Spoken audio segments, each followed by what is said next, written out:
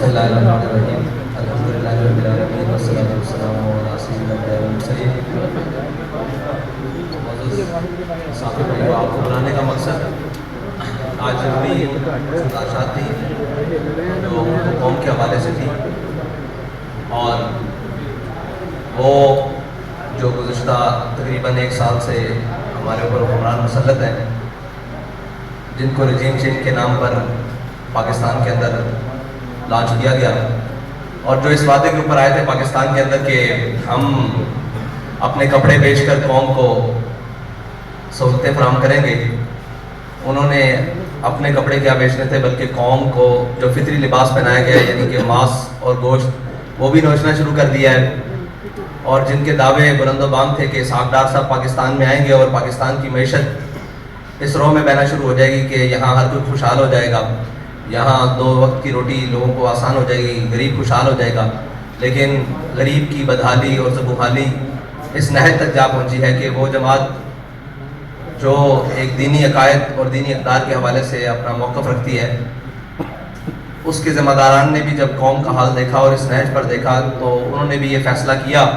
کہ ہم اپنی قوم کے ساتھ کھڑے ہوں، نہیں تو یہ قوم جس میں بہت سارا دم خم تھا اس کو بھوک سے مار دیا جائے گا، اور اگرچہ وہ جمہوریت کے نام پر مار دیا جائے اور اگرچہ وہ مفاہمت کے نام پر، لیکن ساری چیزیں قوم کو بالآخر بھوک فراہم کر رہی ہیں۔ اور اس وقت جتنے بھی آنکڑے لائے جائیں، یعنی کہ آنکڑے ملائے جائیں اور جتنے بھی اشاریے اوپر نیچے کیے جائیں، بالآخر نتیجہ یہی ہے کہ قوم کو 2 وقت کی روٹی بہت مشکل ہے اور ان کا گزر اوقات بہت مشکل ہے، بلکہ کل جو ایک قوم کے سر پر آفت اور بلا نازل کر دی گئی ہے، جو پچھلے 2 دنوں میں منی بجٹ کے نام پر جو رہتی سہتی کسر تھی وہ بھی نکال دی گئی ہے، اور قوم جو آخری سانسیں لے رہی تھی بلکہ ان کی اب کفن بھی نوچنے والی بات ہے، اور اسحاق ڈار صاحب نے کہہ دیا ہے کہ اب جو مر گئے ہیں ان کے اوپر بھی یہ تو کفن اتارنے والی بات ہے۔ یعنی کفن چور حقیقت میں اگر کوئی آج کے دور میں دیکھے تو وہ ہمارے وزیر خزانہ صاحب ہیں، جنہوں نے اتنا عجیب بات کی ہے کہ مرے ہوئوں کو بھی سکون نہیں۔ پچھلے تو کہتے تھے کہ قبر میں سکون ہے، انہوں نے آ کر کہہ دیا کہ قبر میں بھی سکون نہیں ہے۔ اور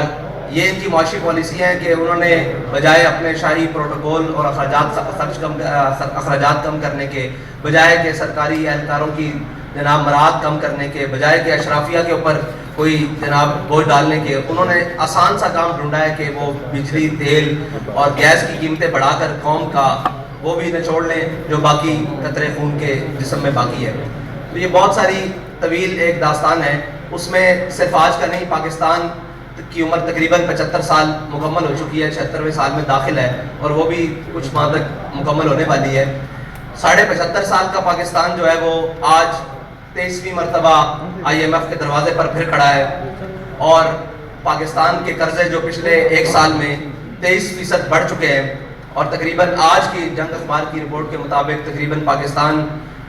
50,996 ارب تک مقروض ہو چکا ہے، اور اندرونی اور بیرونی جو واجبات ہیں، قرض ہیں، وہ ایک علیحدہ ہے، اور مہنگائی جو تھی وہ 12.3% تھی پچھلے سال، اور جو اب بڑھ کر 25.3۔ یہ سارے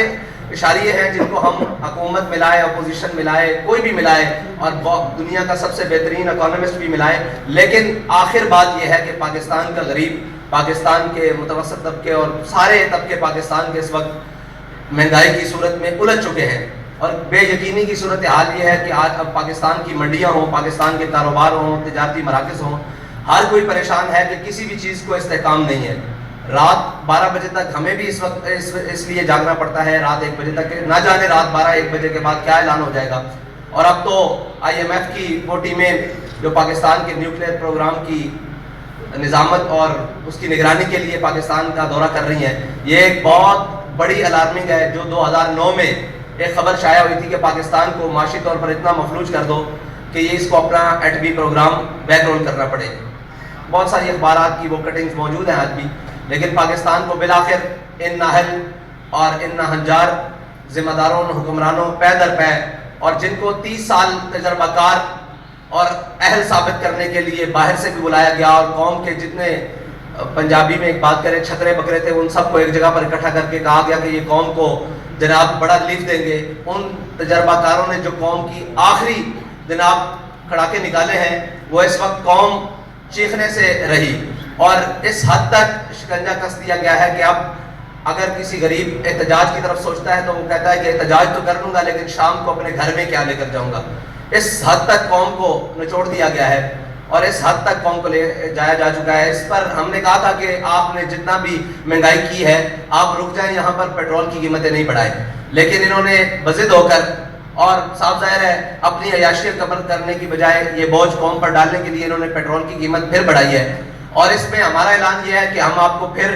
72 گھنٹے کا الٹیمیٹم دے رہے ہیں اور ہمارا یہ آپ سے مطالبہ ہے فی الحال کہ آپ یہ پیٹرول کی دی ہوئی قیمتیں واپس لیں, ورنہ 72 گھنٹے بعد ہم وہ اعلان کرنے پر مجبور ہو جائیں گے جس کے لیے تحریک لبیک پہلے بھی جانی جاتی ہے. تو ہمارا انشاءاللہ وہ اعلان بھی 72 گھنٹوں بعد آ جائے گا, اس کے لیے میڈیا کی ضرورت نہیں پڑے گی, ہم انشاءاللہ اعلان کر دیں گے. آج اس لیے بنایا گیا ہے کہ ہو سکتا ہے بعد میں یہ کہیں گے جی ہمیں وقت دیا جاتا, ہمیں یہ کیا جاتا. آپ کو 72 گھنٹے کا حکومت پاکستان کو تحریک لبیک پاکستان الٹیمیٹم دیتی ہے کہ 72 گھنٹے کے اندر یہ قیمتیں جو تھیں وہ 14 فروری کی رات تک واپس لے کر آئی جائیں, یعنی کہ 250 روپے پیٹرول, یہ جو 22 روپے قیمت بڑھائی گئی ہے. اور عالمی منڈی میں بھی تیل کی قیمتوں میں استحکام آیا ہے, لیکن پاکستان کی ان نا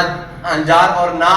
جو بظاہر تجربہ کار ٹیم ہے اس نے پاکستان کے وہ سارے معاملات, اور لوگ کہتے ہیں کہ خریدا ہوا مہنگا ہے, تو اگر خریدا ہوا مہنگا ہے تو آپ حکمران کس بات کے ہیں, آپ کو حکومت کس بات کی دی گئی ہے اگر آپ ریلیف نہیں دے سکتے. اور اگر آپ ریلیف نہیں دے سکتے تو یہ قوم کی جان چھوڑیں. اور ہم تو انتظار کرتے رہے کہ شاید کسی کو اپنے اقتدار کے علاوہ قوم کے بھی خیال آئے, لیکن کچھ جیل کی جانب چل پڑے اور کچھ جناب قوم کے کپڑے اتارنے کی جانب چل پڑے اور قوم کو نوچنے کی جانب چل پڑے. اس لیے تحریک لبیک پاکستان نے فیصلہ کیا ہے کہ وہ میدان عمل میں رہ کر قوم کے ساتھ انشاءاللہ کھڑی ہوگی. صاحب بھائی اگر اب 10 گھنٹے کا آپ نے کناس میں سے وہ جو بنا دیا ہے, اب اگر نہیں ہوتا تو کیا پھر آپ کوئی نیا مارچ کرنے جا رہے ہیں یا کوئی تھریڈ ہے؟ جی نہیں,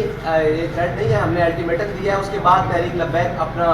احتجاج بھی ریکارڈ کروائے گی اور اپنا جو بھی اس کا اگلا لائے عمل ہے وہ 72 گھنٹے بعد اعلان کر دیا جائے گا. اس میں یہ ہے کہ ہم اپنے کارکنان سے کہتے ہیں کہ آپ قوم کے پاس جائیں اور ان کو بتائیں کہ یہ آپ کے مفاد کے لیے تحریک لبیک پاکستان نے اتنا بڑا قدم لیا ہے اور آپ ساتھ کھڑے ہوں, اور ہر شخص کے پاس, تاجر, کسان اور ہر تنظیموں کے پاس جائیں اور ان جا کر بتائیں کہ جو بھی تحریک لبیک کی کال ہو آپ اس کے اوپر لبیک ہے. سبحان اللہ. السلام علیکم. سر سے یہ بتائیں کہ بٹوین کی لائن آپ نے بتا دیا کہ آپ کیا کرنے جا رہے ہیں, کیا اس طرح کے موٹر ویز کا قومی شاہراہیں کام کریں گے یا کوئی اور اس طرح کا لائن بنا ہے؟ نہیں, ہم ہر وہ کام کریں گے جس سے قوم کو فائدہ حاصل ہو. سر ہم آپ کے پاس خبر لینے آئے ہیں, تھوڑا سا اشارہ تو بتائیں گے. جی آپ کو خبر دے کر جا رہے ہیں کہ 72 گھنٹے بعد آپ کو بہت بڑی خبر ملے گی. اور کوئی سوال؟ صاحب بھائی کیا آپ سمجھتے ہیں کہ موجودہ ملکی حالات میں جو اکانومی کی سچویشن ہے, ان حالات میں پیٹرول مہنگا نہیں کرنا چاہیے گورنمنٹ کو؟ آپ کو لگتا ہے اس کے علاوہ گورنمنٹ کے پاس کوئی آپشن نہیں تھی, کوئی ایم آئی سے ڈیل بھی نہیں ہو سکتی؟ میں نے آپ کو قوم کے پاس, حکومت کے پاز کافی سارے آپشن موجود تھے, صرف پیٹرول, بجلی اور نام کے گیس مہنگا کرنا یہ آپشن نہیں تھا. آپشن موجود ہے کہ کم از کم پاکستانی جو حکومت ہے اس کے پاس کم 1.25 لاکھ کے قریب گاڑیاں ہیں جو استعمال ہوتی ہیں, اور ہر گاڑی کا جو ڈیلی کا پیٹرول ہے وہ 50 لیٹر سے اوپر استعمال کنزمپشن ہے. تو یہ اگر اپنی شائع خرچیاں کم کر دیں اور مریم نواز صاحبہ کو اگر ڈپٹی وزیر اعظم کا پروٹوکول ختم کر کے 1-2 گاڑیوں پر گزارا کرنے پر کر دیا جائے تو قوم کی بہت ساری بچت ہو سکتی ہے. صاحب بھائی ایک میرا سوال ہے کہ 10 مہینے ہو گئے اس گورنمنٹ کو اور کس طرح پیٹرول انہوں نے اپنے ساتھ بھی بڑھایا تھا, اس وقت آپ نے پروٹیسٹ نہیں کیا, کوئی اعلان نہیں کیا, نمبر 1. نمبر 2, اب یہ جو آپ 72 گھنٹے کا ٹائم دے رہے ہیں اس کے بعد کیا پورے پاکستان کے روڈ بلاک کر دیے جائیں گے اگر آپ کی بات نہیں مانی جاتی؟ جو بھی ہوگا انشاءاللہ وہ آپ کے سامنے ہوگا اور قوم کے مفاد میں ہوگا, قوم کی مشکلات کے لیے نہیں ہوگا. اور جو پہلے اعلان نہیں کیا تو یہی بات ہے کہ اگر ہم پہلے اعلان کرتے تو آپ کہتے کہ جی گورنمنٹ کو دیکھنے نہیں دیا گیا, ان کو چلنے نہیں دیا گیا, ان کو ہم نے پورا موقع دیا اور پوری قوم نے موقع دیا کہ شاید یہ کچھ کر سکیں, لیکن انہوں نے کچھ بھی نہیں کیا. اور شاید یہ اپنے کپڑے بیچ دیں, شاید یہ اپنے اثاثے بیچ کر پاکستان کے خزانے میں جمع کروائے, آدھے پورے تو نہیں آدھے, لیکن انہوں نے کچھ بھی نہیں کیا بلکہ مزید قوم کا نقصان کیا. تو اس لیے ہم اعلان کرنے پر مجبور ہو گئے. میں بتا چکا ہوں کہ ہم آخری حد تک دیکھتے گئے کہ پاکستانی کی حالت کیا ہے. جب ہم نے دیکھا کہ اس کے پلوں سے پانی گزر چکا ہے تو اب ہمارا میدان میں آنا پڑتا ہے. صاحب یہ حکومت سے اگر آپ بچت کی توقع کرتے ہیں تو اس کے اقدامات بھی کوئی نظر آنے چاہیے. تقریباً 100 کے قریب وزیر ہیں, پہلے 70 تھے, پھر آج تک کرتے کرتے 100 ہو گئے. आप पहले इकदाम के तौर पे इनसे मुतालबा करते हैं कि 100 जो वज़ीर या मशीर हैं उनको बरतरफ करके जो उनकी बचत है वो कौम के लिए की है। जी आप 100 वज़ीर रखें लेकिन जो उनके अखराजात हैं वो ज़ीरो कर दें। बराए करम 200 रख लें मुल्क मशीर, लेकिन जो उनके अखराजात कौम के उनके ऊपर खर्च हो रहे हैं वो कम कर दें और वो ज़ीरो कर दें और वो कौम के में कर दें। तो हमें इससे गर्ज नहीं है 500 मशीर रख लें। ज़िले शाह साहब आखिरी क्वेश्चन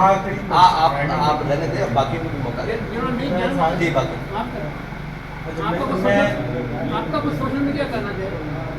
मैं सिर्फ एक